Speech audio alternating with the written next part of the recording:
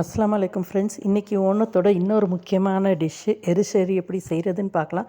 இதுக்கு நம்மளுக்கு காராமணியும் மஞ்சள் பூசணிக்காய் இருந்தால் போதும், இதை ரெடி பண்ணிடலாம். எனக்கு ரொம்ப பிடிச்ச டிஷ் இது. இதுக்கு நம்ம ஒரு 1/4 கப்பு இது என்னது காராமணி எடுத்துருக்கிறேன். வெள்ளை காராமணி எடுத்திங்கன்னா நல்லா இருக்கும். இன்றைக்கி என்கிட்ட கருப்பு இருந்ததுனால கருப்பு எடுத்துருக்கிறேன். ஒரு 1/4 கப்பு போட்டு ப்ரெஷர் குக்கரில் வேக வச்சுருங்க. இது வேகிற நேரத்தில் நம்ம மஞ்சள் பூசணிக்காய் ஒரு 1/2 கப்பு வெட்டி வச்சுக்கிங்க. அதுக்கப்புறம் ஒரு அரைச்ச விழுதை ரெடி பண்ணணும். இதுக்கு ஒரு 1/4 கப்பு தேங்காய், கொஞ்சம் 3 பச்சை மிளகா, 4 பல் பூண்டு, 1 ஸ்பூனு சீரகம், கொஞ்சோண்டு மஞ்சத்தூள்.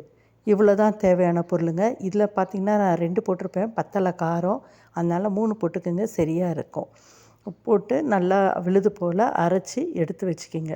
அதுக்கப்புறமா இந்த காராமணி வெந்ததுக்கப்புறமா ஒரு 1/2 கப்பு இது என்னது நம்ம மஞ்சள் பூசணிக்காய் வெட்டி வச்சுருக்கிறது போட்டுருங்க.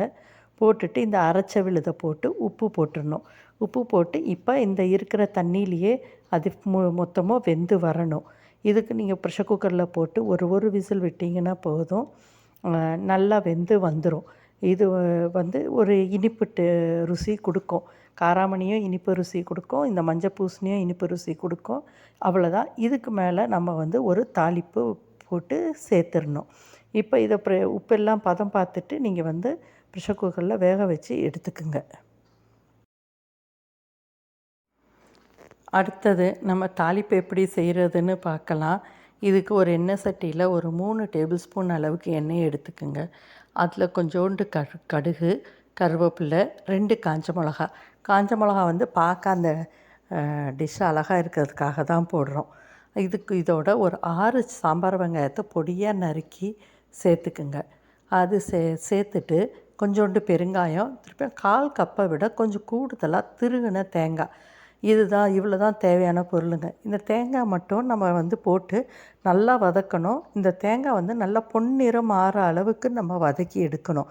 அதுக்கு தான் நான் 3 டேபிள் ஸ்பூன் எண்ணெய் போட சொன்னது. கம்மியாக போட்டிங்கன்னா கொஞ்சம் அடி பிடிச்ச மாதிரி ஒட்டிடும். நல்லா வறுத்து எடுத்துக்குங்க. இது வறுத்து எடுக்கிற நேரத்துக்கு ஒரு விசில் ப்ரெஷர் குக்கரில் இந்த எண்ணெய் பூசணிக்காய் வெந்து வந்துடும். அதுக்கப்புறமா அதை இதோடு சேர்த்துற வேண்டியது தான். சேர்த்துட்டு உப்பு பதம் பார்த்துட்டு இறக்கி வச்சிட வேண்டியது தான். அவ்வளோதான். சிம்பிளான டிஷ்ஷு தான்.